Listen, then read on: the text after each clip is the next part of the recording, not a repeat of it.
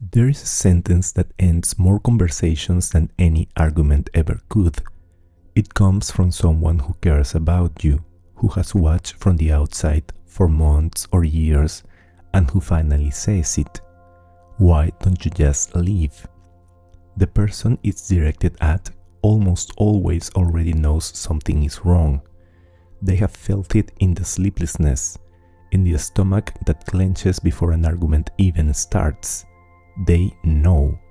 They just cannot name what is keeping them in place.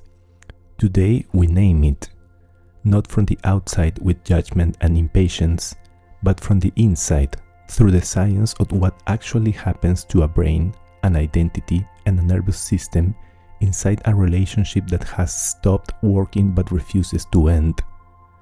By the time this is over, just leave will never land the same way again. In 2010, anthropologist Helen Fisher at Rutgers University placed 15 people inside brain scanners. These weren't people celebrating new love. They were people who had been rejected, told it was over, who still reported spending most of their waking hours thinking about the person who left. Fisher showed each of them a photograph of the person who had rejected them. What the scanners showed was not grief, not sadness. The regions that lit up were the nucleus accumbens and the ventral tegmental area, deep in the brain's reward system, the same structures that activate during cocaine craving. Fisher's team published in the Journal of Neurophysiology and stated directly that the results were consistent with the hypothesis that romantic rejection is a specific form of addiction. In plain language, when a relationship is deteriorating, when it is starving you, when every rational part of your mind can see what's happening, your brain is not processing that information and responding with the desire to leave. It is responding with craving, not for the person as they are, for the neurochemical state that person once produced. In early love, the brain was flooded, dopamine reinforcing every interaction, oxytocin released through physical closeness, literally wiring this person into your neural architecture and linking them to safety, calm, and home. When those chemicals run consistently, they build a blueprint, a standard the body now recognizes as baseline. When the relationship becomes inconsistent, the brain does not revise the blueprint. It chases it, with the same drive and the same resistance to logic as any chemical dependency. The person who cannot leave is not imagining it was once good. It was.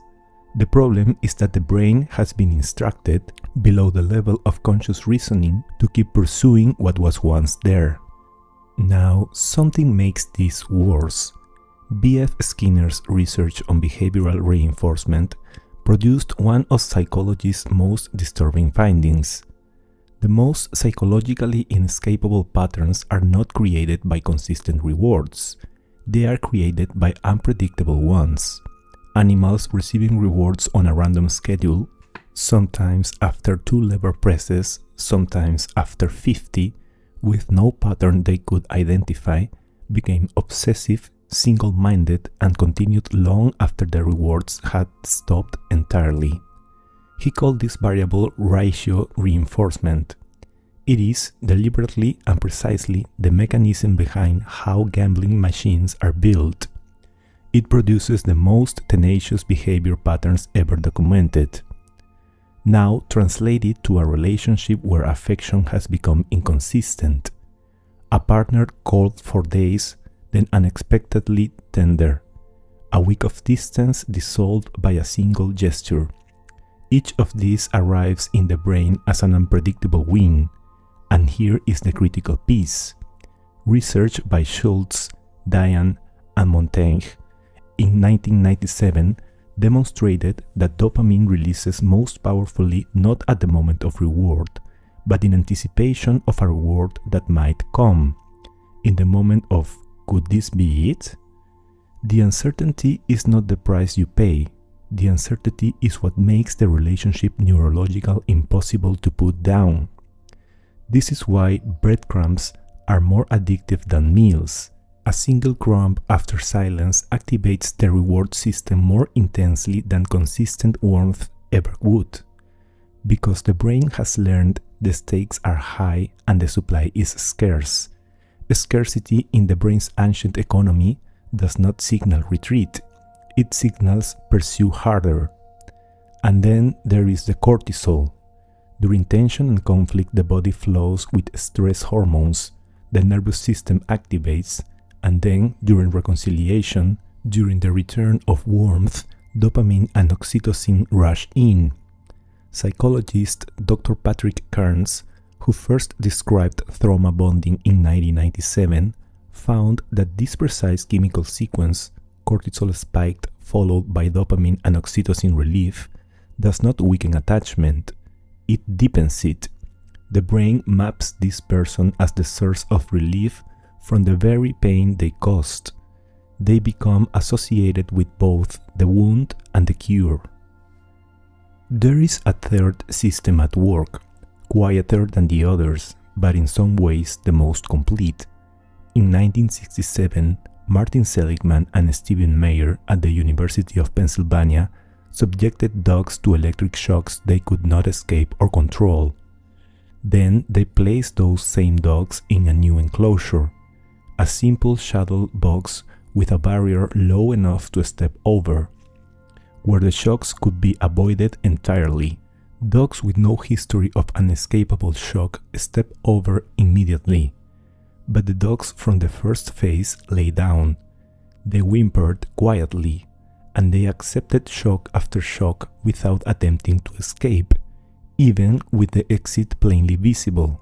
Seligman named this learned helplessness. His precise conclusion: the dogs had not learned that escape was impossible, they had learned that their behavior was irrelevant to outcomes, and that lesson, absorbed through repeated experience rather than deliberate thought, transferred completely into a new situation where the conditions had entirely changed.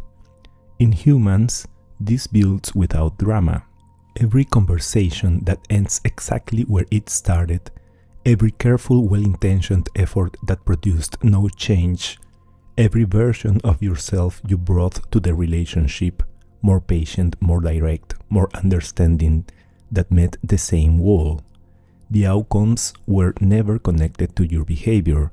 They were connected to something inside the other person that operated on its own logic, unreachable regardless of what you offered. After enough repetitions, the nervous system stops generating the urgency that mobilizes action. The exit that once looked available begins to look like an illusion, not because living is impossible, but because the brain, conditioned by experience, has stopped believing that what you do next will change what happens. Unlearned helplessness does not stay contained. Once established, it spreads beyond the relationship, into decisions, ambitions, the quiet underlying assumption that things mostly just happen to you. Suppose none of the above applied, the neurochemistry quiet, the helplessness absent, there would still be the years. Kahneman and Tversky documented a fundamental asymmetry in how humans calculate value. Losses are experienced approximately twice as intensely as equivalent gains. In a relationship, this means the time already invested does not feel like neutral history. It feels like something at risk of being lost. Leaving means losing not just the future, but everything already spent building toward it. Psychologist Carol Rusbold studied this directly. Her 1995 research using data from a shelter for battered women found that the variable most strongly predicting whether someone returned to a damaging relationship was not how satisfied they currently were. It was investment size. The more heavily someone had invested, time, identity, sacrifice, the higher their commitment scores, regardless of how harmful the relationship had become. Not because they lacked intelligence, because investment created genuine psychological entrapment, a felt sense that departure meant the years would become proof of failure rather than simply part of a life. And here is the mechanism no one names clearly. The longer this continues, the heavier the sunk cost grows. The person who might have found the exit at 2 years discovers at 5 that the calculation feels nearly unbearable. The cost of living compounds with every season. What looks from the outside like an inexplicable refusal to act is, from the inside, the terror of watching years of yourself walk out the door. Now we arrive at the deepest layer, the one that is hardest to face directly. After years inside an absorbing relationship, something has happened that rarely gets named. The self has quietly reorganized around the relationship's requirements, not all at once, but through what one researcher called 10,000 small accommodations, preferences silenced, interests quietly abandoned, opinions held back to prevent escalation, friendships allowed to drift, a version of yourself from before this relationship that you would now struggle to describe with any precision. Salvador Minuchin, writing in the 1970s, called this enmeshment, the state in which individual identity becomes so merged with another's that the boundary between self and relationship dissolves. Murray Bowen mapped it further, describing what he called fusion, the point at which a person's sense of who they are becomes so intertwined with their partner's presence that separation is not experienced as the end of a relationship. It is experienced as a kind of disintegration. When identity has fused this completely, living does not feel like freedom. It feels like being asked to answer a question you are no longer sure you can answer. Who am I when this is gone? The relationship, however painful, remains the known structure.